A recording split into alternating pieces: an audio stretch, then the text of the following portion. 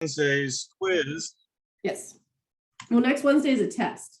Or test, I mean, excuse me, test. Today's a quiz. Yeah. Next Wednesday's a test. Yes. So for next Wednesday's test, are we going to be able to bring in a sheet then with all the different like formulas and stuff between like interest rates, the payment, like, or do we have to memorize that big old meaty? No, so remember that sheet that's in your notebook. They should have a copy for you. So you do not need to bring it in. I will remind Janet that she needs to make sure that she has it for you.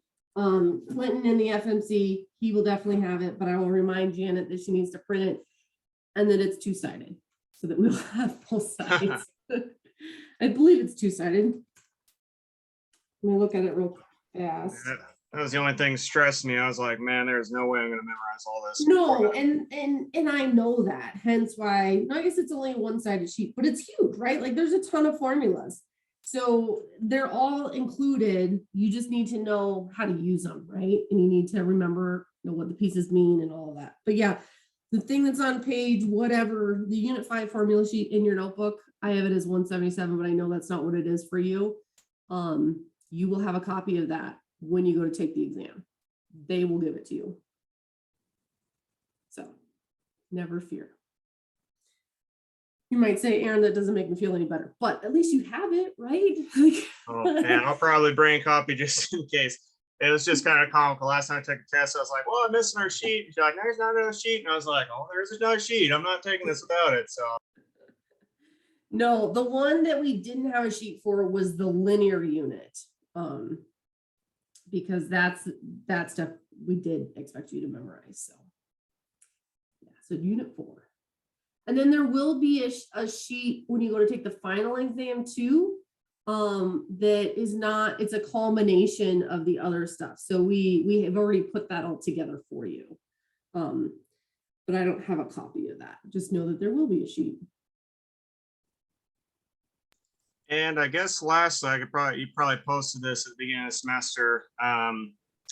But I was talking to my A&P teacher the other day, and she mentioned that for her class, I'm just curious, it was kind of like a standard across FECC, but she said like out of the 8 quizzes we took throughout the semester, she's going to drop the 2 lowest grades that we got. But I don't know if that's something that you guys do. I was just curious. So I dropped your lowest quiz score, and that's already built into Eagle Online. So it's been doing it as the semester's gone on. So if you look at your quizzes, you'll see one that says dropped. And then if you've had a lower quiz and then you get a new low quiz or whatever, it automatically adjusts and drops that lowest one. So awesome. Just double checking. So I appreciate it. I understand.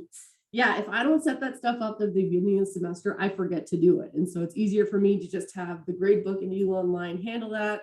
And I know come the end, it's already doing it. So I don't have to worry about it.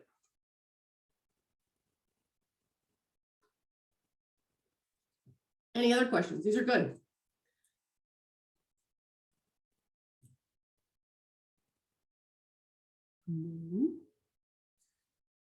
All right, let's get back to talking about mice, right? We're talking about the population of mice. So I'm on page something, 132.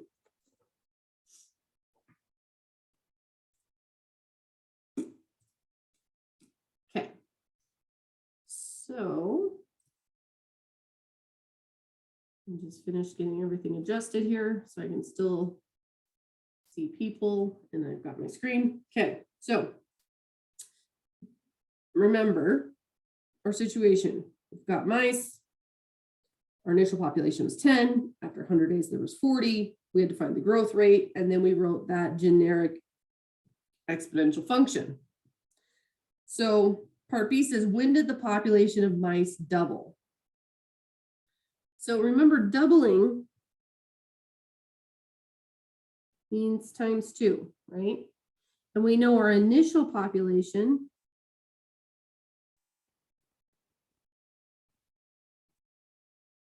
was 10. So we're saying how long until it is 20, because 20 is 10 times 2. So that 20 is our Q value because we're saying how long does it take for that quantity to reach that amount. So we're going to plug 20 in for Q.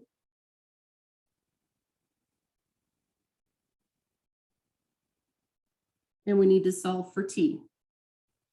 Again, remember, E is not a variable, right? E is a number, okay? T is our variable. It is in our exponent. Therefore, we can't just use, we have to use natural logs in order to get to it. So if you remember from Monday, remember we're going to think about these as two separate amounts. We've got the E to the exponent part, and we've got the 10. So we're constantly trying to get to that variable. So our first step is going to be to divide both sides by 10. And 20 divided by 10 is 2.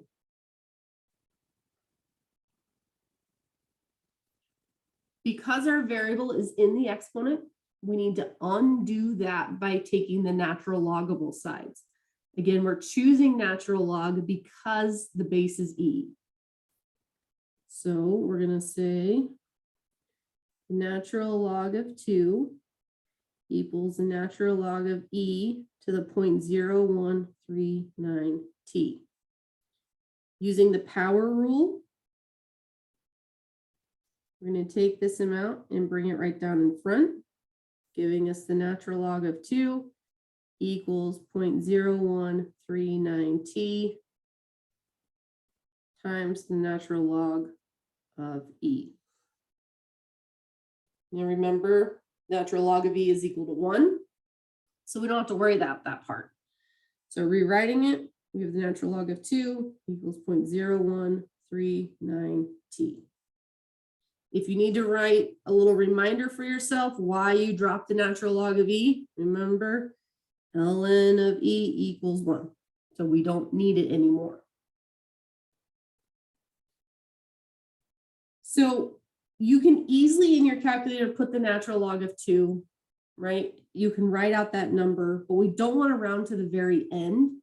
So I first say, okay, let's divide both sides by 0.0139. And the reason I do that is because we don't want to round to the end. So like I said, let me show our calculator.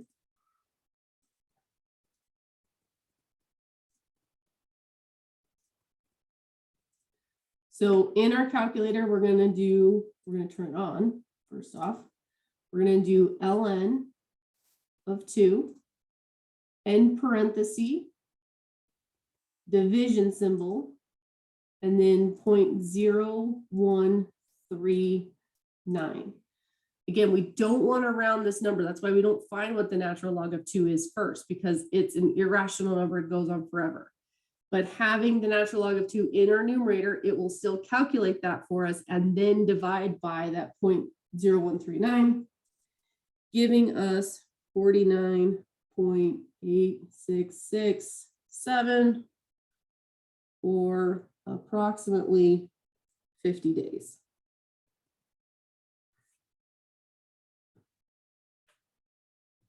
Right, not quite 50, slightly shy. 49.9 days if you want. I just went with the 50 because it's close. Your homework, what do they want you to do? They look like they rounded the nearest tenth, it looks like. And some of them rounded the nearest integer or the nearest year. So you just got to pay attention to what they're asking, right?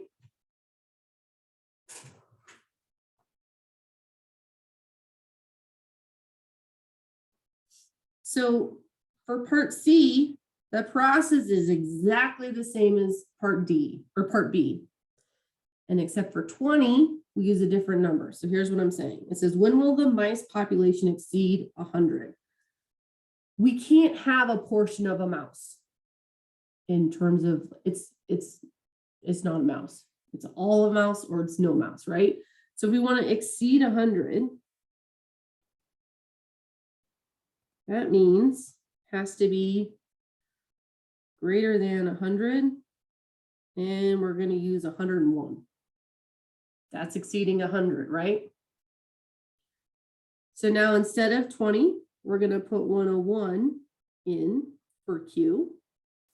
And we'll set that equal to 10 times e to the 0.0139 t.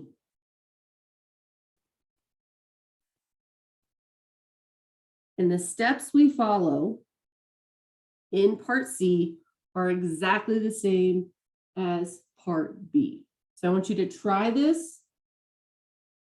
Send me your answer to the nearest whole day.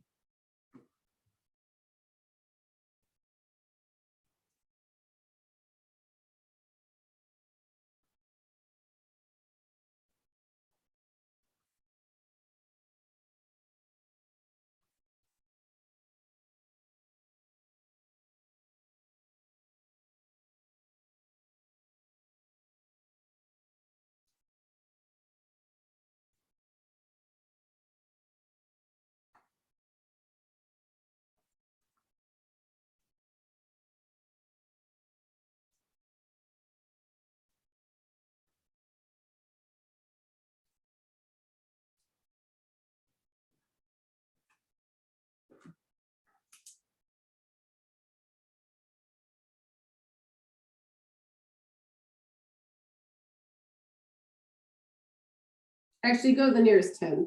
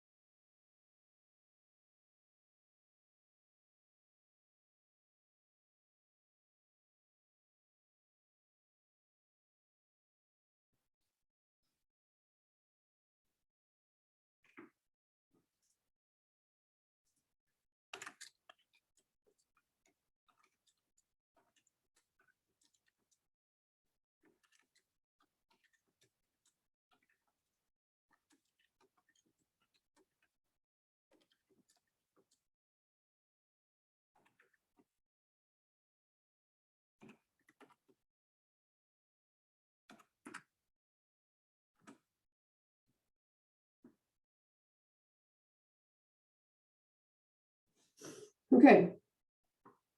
So our first step is to divide by 10. This gives us 10.1 equals e to the 0.0139 t. Again, we need to get that exponent out of there. So we're going to take the natural log. So the natural log of 10.1 equals the natural log of E to the 0.0139 t. Using the power rule, we bring that exponent down, giving us the natural log of 10.1 equals 0.0139 t times the natural log of E. Again, natural log of E is 1, so we drop that off.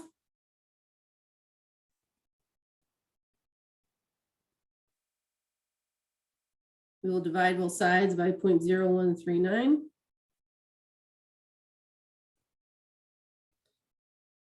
And places we could make mistakes.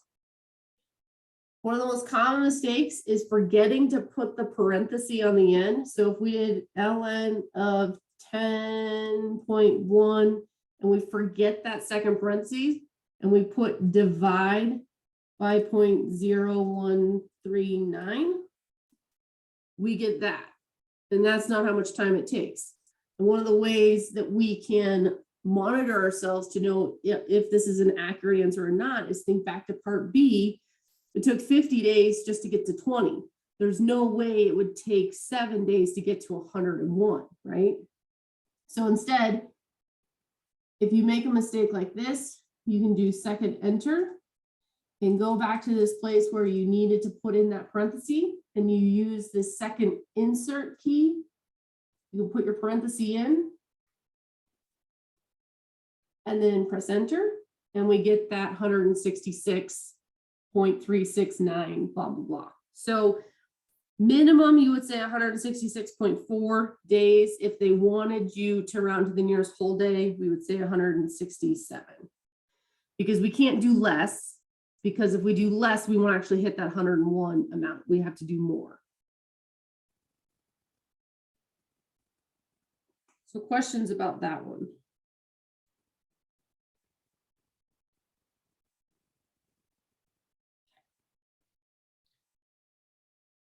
So if we go to the next page, we're given this function.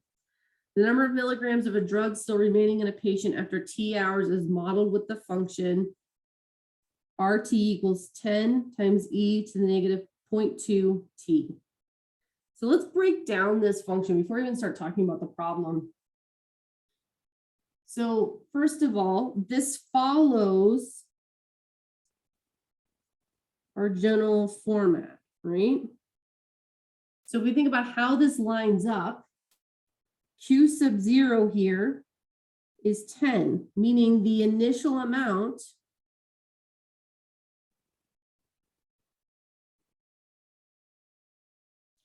is 10 milligrams. It's important for you to be able to look at these functions, compare to what we know, and break them apart, because it does ask you, like down on part C, it says, what is the half-life? Well, how are you going to know what the half-life is if you don't know what the initial amount is? So the equation itself gives us some information. The other piece that's really interesting is this piece right here, the negative 0.2. That means that it's dropping by 20%. This is a decreasing formula. So this leads us to know that we are decaying because of the fact that it's a negative rate. And so when we're thinking about this, this drug is being metabolized by the patient. That means it's dropping over time. It's a decaying amount, okay? So part A says find the amount of drug remaining in the patient after 3 hours. They're telling us that T is being measured in hours. So to find that amount, we just need to evaluate the function for T equal to 3. So I want you to go ahead and try that. Round to the nearest 100th of a milligram.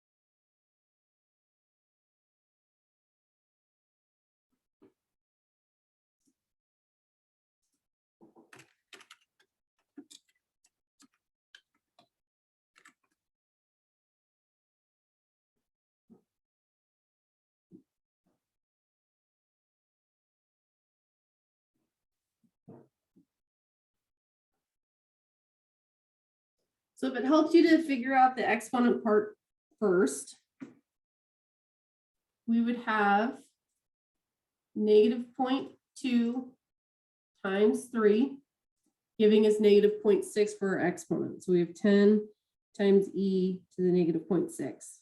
Again, you can put this all into your calculator as it is. So 10 times e to the -0.6. Remember, we want to use this little negative sign down here that's in parentheses. Don't use the subtraction symbol, or else the calculator will get mad at you and say, I don't understand. And we get 5.48884881166, blah, blah, blah. And I told you round to the nearest hundredth. So we're going to have 5.49 milligrams. So they really do have these models that they have used to show the amount of milligrams that are left in a body based upon standard metabolization rates, which help to determine how much drug should be given at specific times, like what the half-life is of the drug, so when it's safe to give more.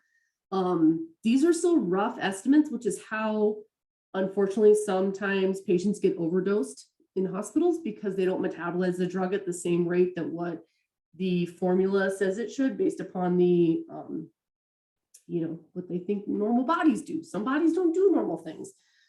Those instances are rare, but again, these are the types of formulas that they do. They model these, like they do a graph with, and then they fit a curve to it and they come up with a standard metabolization rate, but it's not always accurate. So part B says, when will the amount of drug be 0.8 milligrams? So this is the amount at a given time. So we're putting that in for R of T. And we still have the right-hand side, which is 10 times e to -0.2, and now T. So we're back to doing the exact same thing we did in part B and of part C of number 1 on the previous page. You're going to find there's a theme. We will keep doing these same steps over and over and over again. So it seems scary at first, but then you just kind of get into the habit of doing it the same way. So go ahead and solve for T.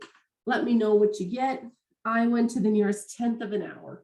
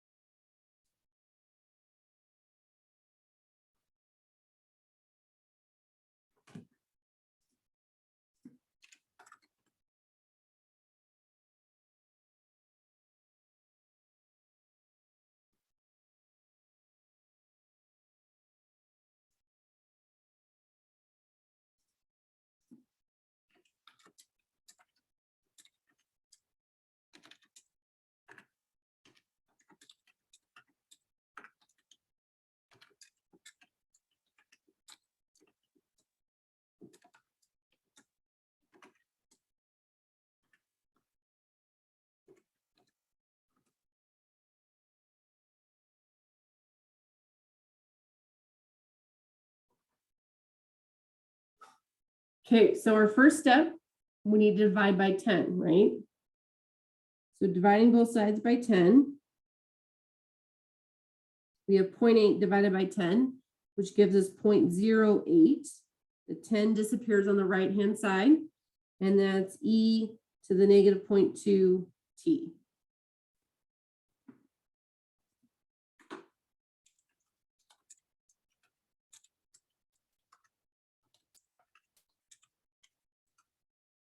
So from here, we've got our variable in the exponent. We don't want it in the exponent. So how do we get it out of the exponent? It's by taking a log. Now, what kind of log do we want to use? Well, we have e, so that means we have to use natural log. And take the natural log on both sides. So ln of 0.08 equals ln of e to the negative 0.2 t. So we're going to take this exponent part, and we're going to bring it down in front, right? So that gives us the natural log of 0.08 equals negative 0.2 t times the natural log of e. Natural log of e drops out, right? Because, and you have to remind yourself, ln of e equals 1. So it goes away. So we get the natural log of 0.08 equals negative 0.2 t. We'll divide both sides by negative 0.2. Now, when you're putting this in your calculator, if you forget to close that parenthesis and you try to divide by negative 0.2, you're going to get an error because we can't take the log of a negative number. We're going to do ln of 0.08 n parenthesis divided by negative 0.2. And this gives us 12.62864, which we then say approximately 12.6 hours.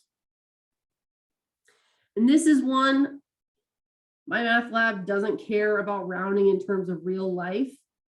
In order to make sure that we're being safe, we would go with 12.7 hours here, or even 12.63 hours, because at 12.6, you probably have more than 0.8 milligrams in there. But that's getting nitty gritty. All I care about is that we're just following the steps correctly, okay? So questions about B before I move forward? Okay. So part C says, what is the half-life of the drug? Half-life means half of the original. When I mean half of the original, we're saying how long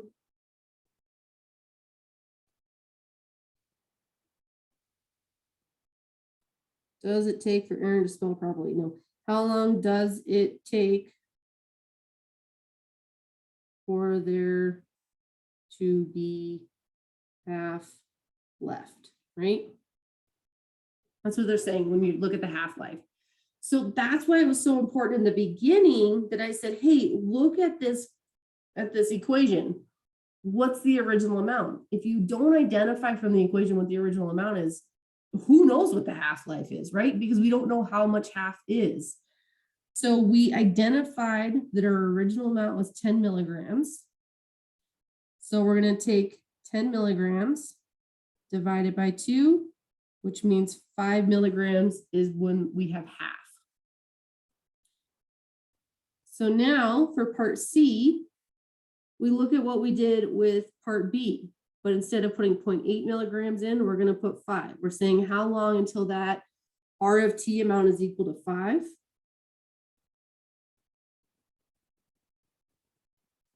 I want you to notice that on the right-hand side, I keep just using the equation as it is, right? I just keep using that because we're trying to find T. We're not changing what's happening on that right-hand side, okay?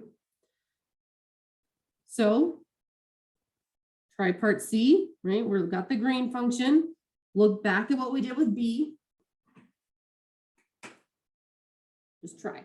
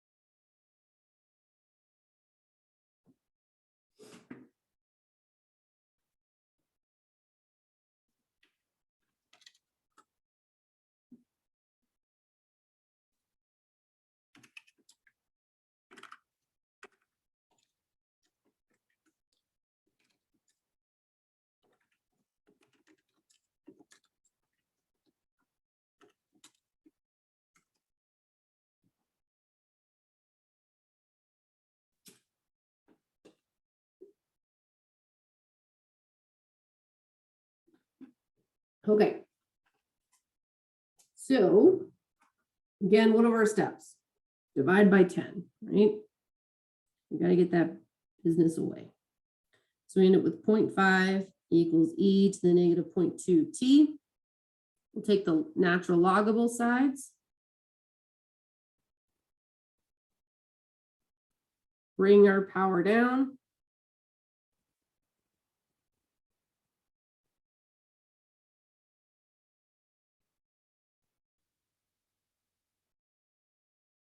Drop the ln of e part, right? Because it's equal to 1.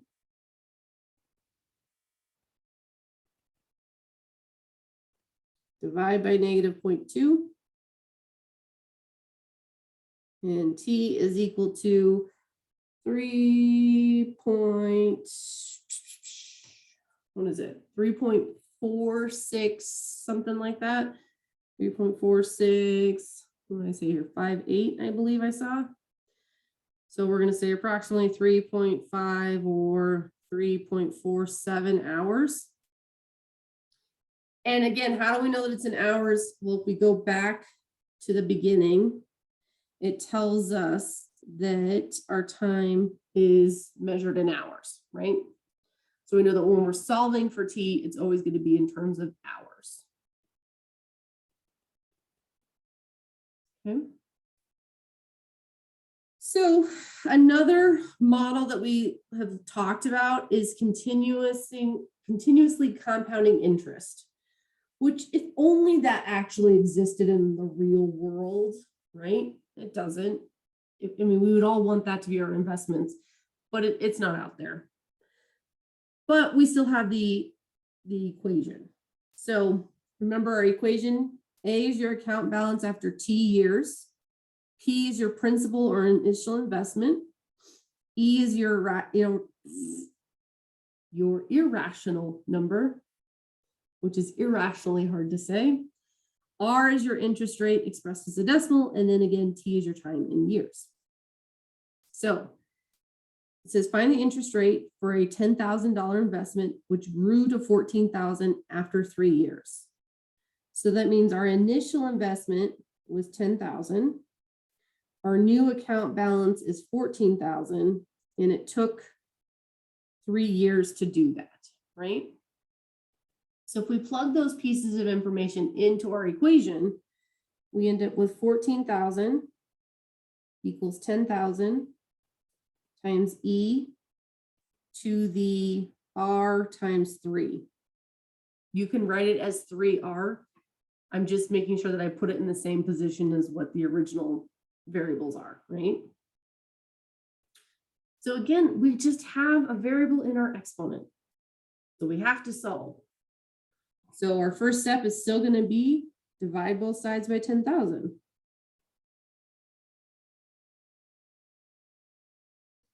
Dividing by 10,000, we end up with 1.4 equals E to the 3R.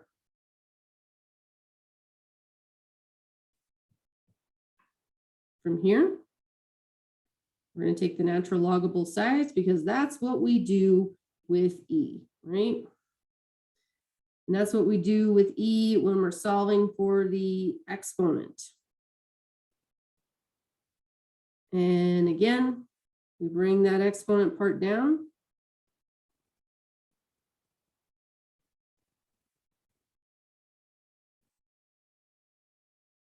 And the ln of E part drops off.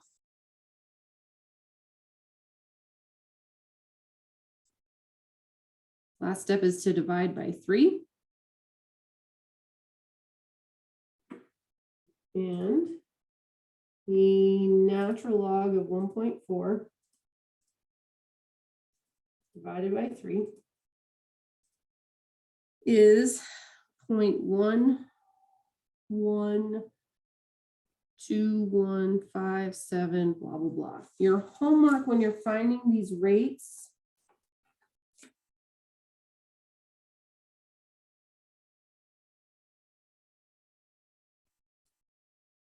if you go to the nearest integer when you convert it to a percent, but we're going to keep a couple decimal places or it's not going to be accurate. So I'm going to say that R is equal to 0.112. And I'm keeping it as a decimal because the last piece is that we want to write the exponential function that models this. So when I say that, what do I mean? Well, we had this initial equation that I wrote in blue, but I had an account balance. We want to know what function can we use to generate any account balance based upon some time t. So what that's going to look like is that we have A equals 10,000 because that was our principal, and I'm running out of room. So let's write this somewhere else. So A equals 10,000 times E. And now we solve for a rate, which is 0.112. And we're writing the generic function. So we want to be able to calculate the account balance at any given time t. So we use t as our variable there.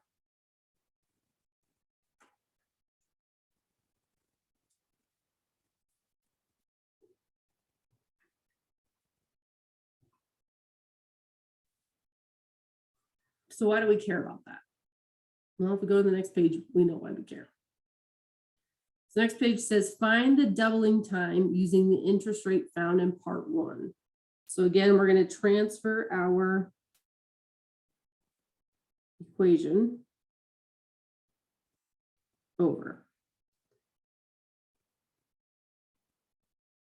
In order to find the doubling time, what do we need to know first?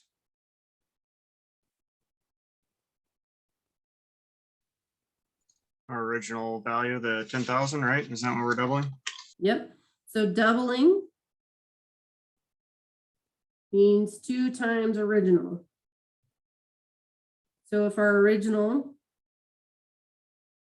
is 10,000, we're saying how long until it equals 20,000, right? Because that's 2 times 10,000. So again, we are solving for a time period. How long, right? How much time is it going to take? So we're going to put 20,000 in for A.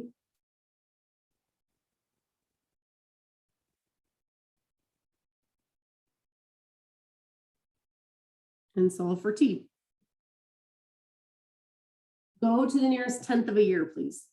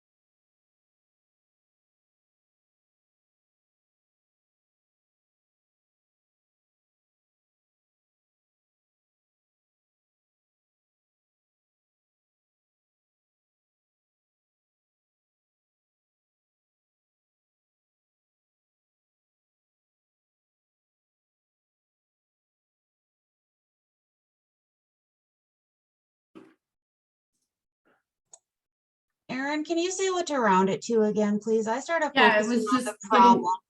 I was just messaging you back. The nearest 10th is fine.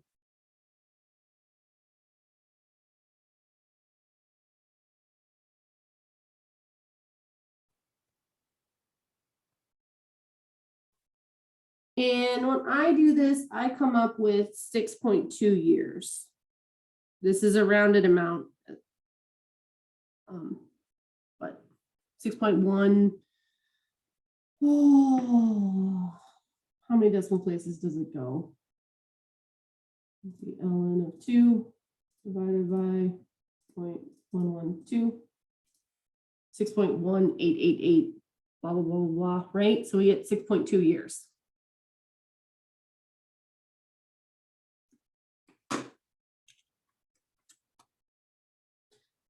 Okay. Almost all of the ones we've looked at. Turn this thing. So application 2, application 3 have had E as part of it, right? So remember when we talk about our types of exponential growth, we have two different functions. We have one that has continuous growth, which is going to have base E. And then we have our other growth function, which is, I just want to make sure that I write it down as you guys have it in your notebooks.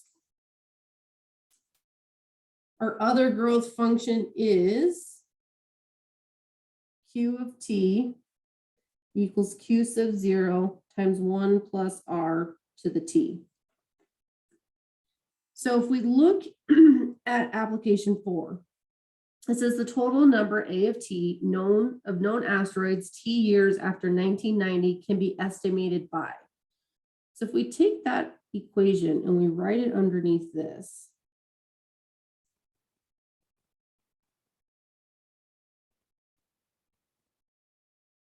what can we pick out here? Well, we can see that the initial amount, Q sub 0, is 77 asteroids. Because it lines up, right? It's in the same position. Clearly, our rate is 0.283 because 1 plus R, if we relate that to 1.283, R has to be 0.283 in order for them to be equal to each other. So we're going to keep this information in mind that Q sub 0 equals 77 to use in part B, because it says what is the doubling time for the number of known asteroids. But for part A, it just says in what year was the number of known asteroids first reached 4,000. So we're going to put 4,000 is the amount at any given time. That's what A of t means, amount at any given time. Equals 77 times 1.283. Write this 3 a little bit better, to the t.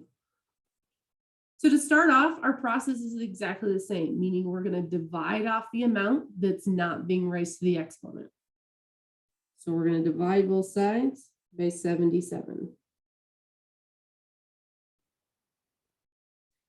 If I take 4,000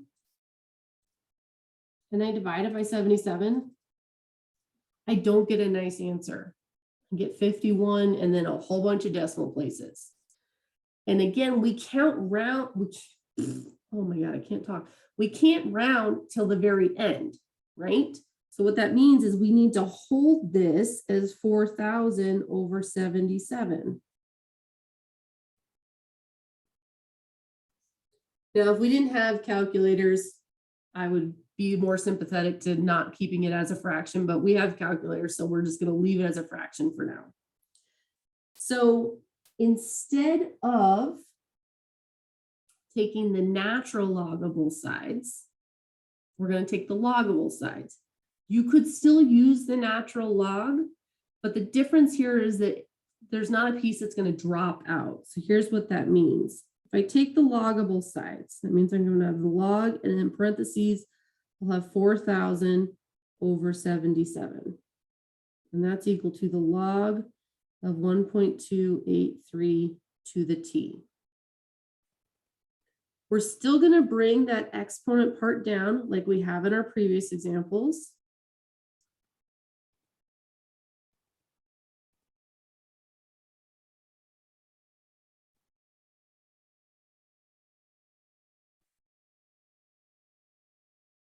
But I can't drop that second part off, meaning in our previous examples, we've ended up with ln of e, and we were like, ignore it because it's equal to 1. Well, we now have log of 1.283.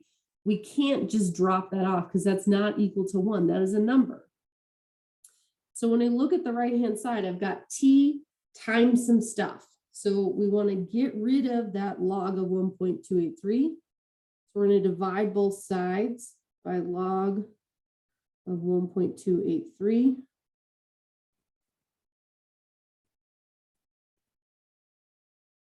And these cancel.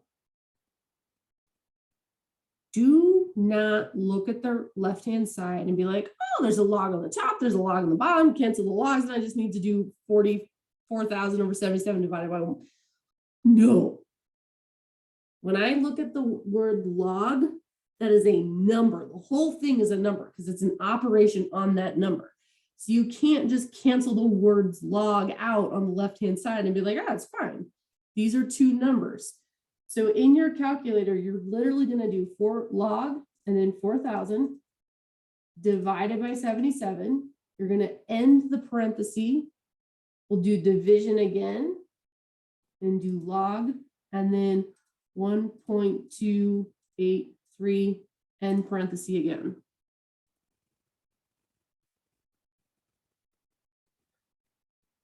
And we press enter. And we get 15.8516 blah, blah, blah is equal to T. Now that's not our final answer. First of all, let's pause.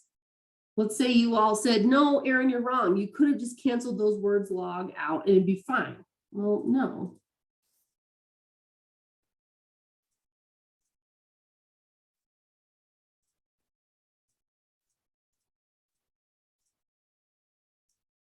Very different numbers, right? One gives us 15, which we want. The other one gives us 40. So like I said, it's not like those words log can cancel one another out. You have to do the actual calculation, okay? So what do I mean by 15.8516 is not our answer? Well, if we look up at the initial description, it says T years after 1990. So T is the number of years after 1990, and the question says determine the year. So that means our final answer, we're going to say this is approximately equal to 16 years. So we're going to do 1990 plus 16, giving us the year 2006 as our final answer. That is a tiny little piece that you got to pay attention to. And if you're saying, Erin, why are you making us do this? Well, because when you do homework problem number 2, exact same thing. But they're talking about homelessness and we're talking about asteroids, right? But the process is the same. Okay. And I'm trying to think if there's another one that follows that method. No. So number 2 is just like this one. Okay. So remember when we were first looking at part A, I said, pay attention to the fact that our initial quantity is 77. Because we look at part B, it says, what is the doubling time for the number of known asteroids? So if we're looking at the doubling time, that means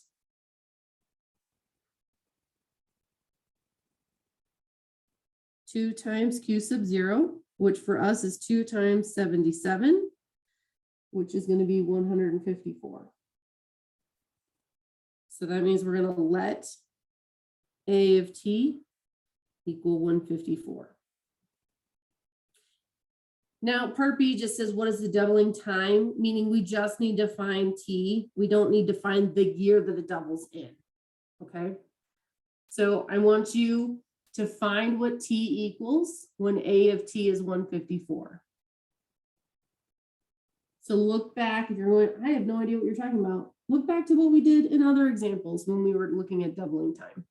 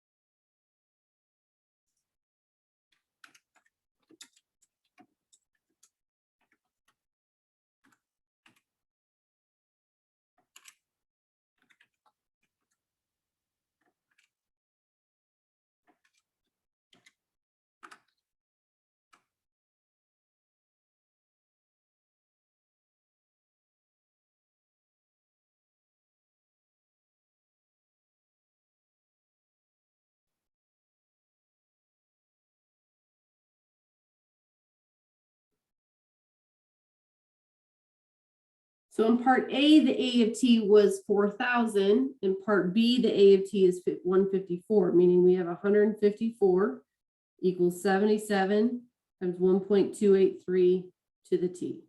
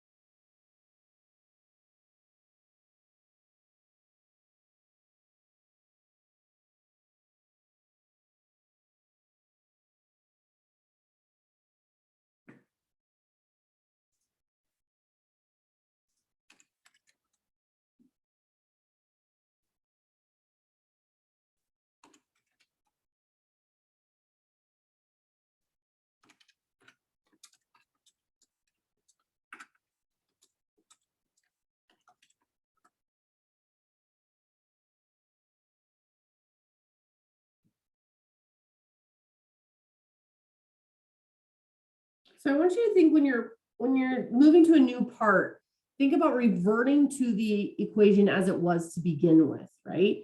So we go back to that A of T equals 77 times 1.283 to the T.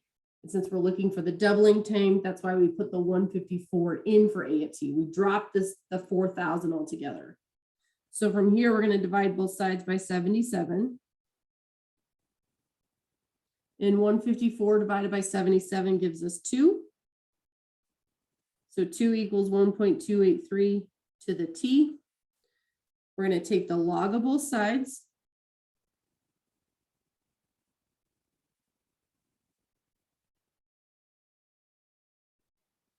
And we will use the power rule to bring that T down in front.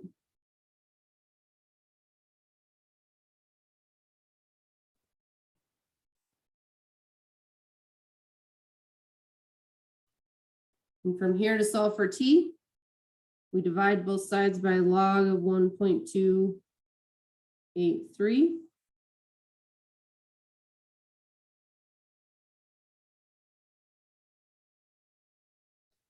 And when we put that into our calculator,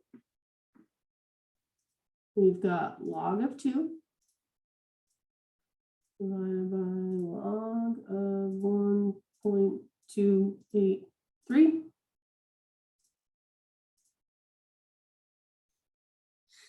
And we get 2.7814, blah, blah, blah. So we're going to say T is approximately 2.8 years. Because it just says, what is the doubling time? It doesn't ask what year it happens in.